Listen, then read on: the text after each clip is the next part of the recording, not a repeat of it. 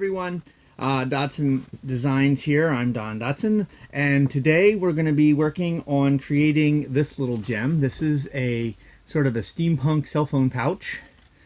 It's pretty straightforward and simple, and we're basically going to go over the basics of making one of these so that you guys can learn some stuff about leatherworking. So first thing we have to do is get leather. So there's different kinds of leather.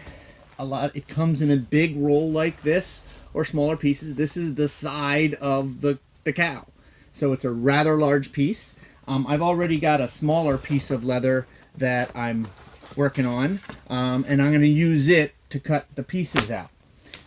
There are different kinds of leather in terms of what it's made out of and the thicknesses that you use. We're going to be using vegetable tan leather, which is very workable. It can be molded, it can be dyed, it can be tooled, and I like that flexibility because I can make it any color I want. And also, it's there's different thicknesses. So it's gone by the weight of the leather for a certain size amount of leather, and in this case, we're using 4-5 leather, 4 to 5 ounce leather, which is still kind of thinnish, but also got some support. Hi guys, so like I said, we're using 4 to 5 ounce. Actually, this stuff is 3 to 5 ounce leather. I stand corrected, because of the way that the leather is created and cut.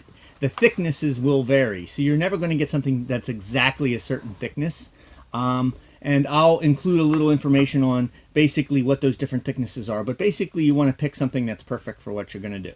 Now, the next part that we got to work on is cutting out our leather. So for that, I'm going to use a simple utility type knife. These are really handy. You have them around. And again, if we're going to sort of do on a budget kind of thing, this is what you want to start with. The other option, other thing you need is something to measure with. But in my case, I have patterns. So I took an object that's something that I'm going to make more of, and I make a pattern for it, so I don't have to go measuring stuff out all the time.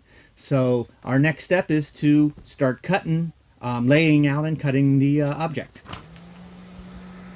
Okay, so a word about leather, in that we also have to consider what part of it you're going to use. The certain parts of the leather hide are stronger than others.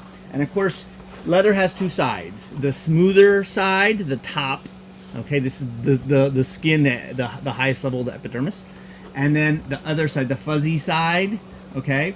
And this is important to always be aware of when you're constructing things, that you don't construct something inside out, that you're aware that one side is going to take dye differently than the other. So you want to make sure that you're using the appropriate side. Usually the smooth side is out. If it's going to come in contact with a surface like a knife blade or electronics, then it's okay for the fuzzy side to touch there, because that's almost going to be kind of, I don't know, like velvety feel to it, depending on how you treat it, and actually prevent it from being scratched. Not that the top side isn't, it's just that it's a bit harder.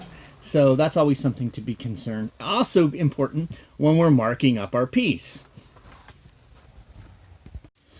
The reason why it's important when you're marking up your piece which side you're using is because you got to consider exactly what you're using to mark with, and also the color it's going to be. So if I'm going to do this in black, I can use anything almost on here as long as it'll be okay with the dye, because you're not going to see it. The dye is going to cover it. If you're not, then you have to consider what you're using. So a lot of times I'm going to work on the back, okay, the fuzzy side of the leather.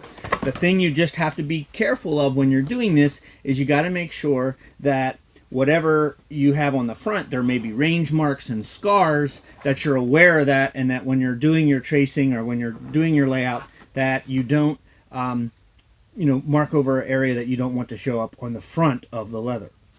Because sometimes you'll make something and then there's a big old scratch mark or a bite mark or a flaw in the leather where it's maybe thinner or something right there, and then that's just not going to look very good unless that's kind of the look you're going for. So always be aware of those two sides. Always be looking for imperfections that may or may not be what you want for what you're doing.